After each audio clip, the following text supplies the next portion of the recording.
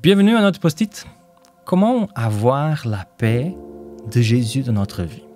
Alors, on va essayer de réfléchir à cela avec un texte qui se trouve dans l'Ancien Testament, dans le livre d'Ésaïe, chapitre 26 et le verset 3.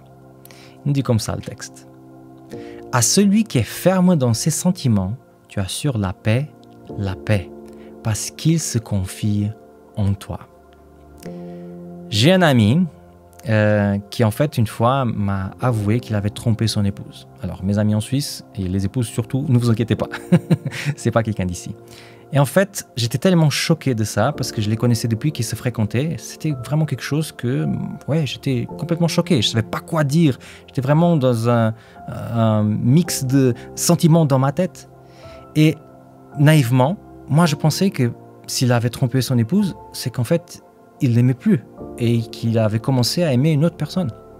Mais après, en l'écoutant, il m'a expliqué qu'en fait, il aimait toujours son épouse, mais il n'avait pas réussi. C'était son expression. Et bien qu'on peut être jugeant par rapport à cela, notamment nous qu'on est fidèles à nos épouses, c'est vrai qu'avec Dieu, ça peut arriver exactement le même cas de figure. Tu prends n'importe quel chrétien dans le monde, il va te dire qu'il aime Jésus. Mais la question c'est, est-ce qu'on est fidèle dans notre amour? Est-ce qu'on arrive à faire, comme dit le texte, être ferme dans nos sentiments?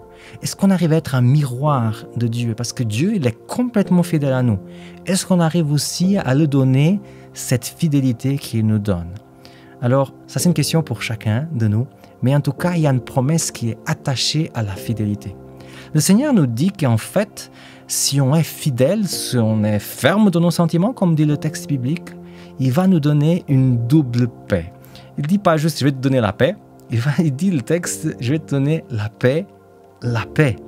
C'est-à-dire que ce n'est pas le petit sentiment de ce monde qu'on pourrait imaginer, c'est une paix du ciel. La même paix que Jésus il avait dans cette terre lorsqu'il passait par des circonstances compliquées. Alors c'est cette paix qu'il nous promet de nous donner si on le reste fidèle.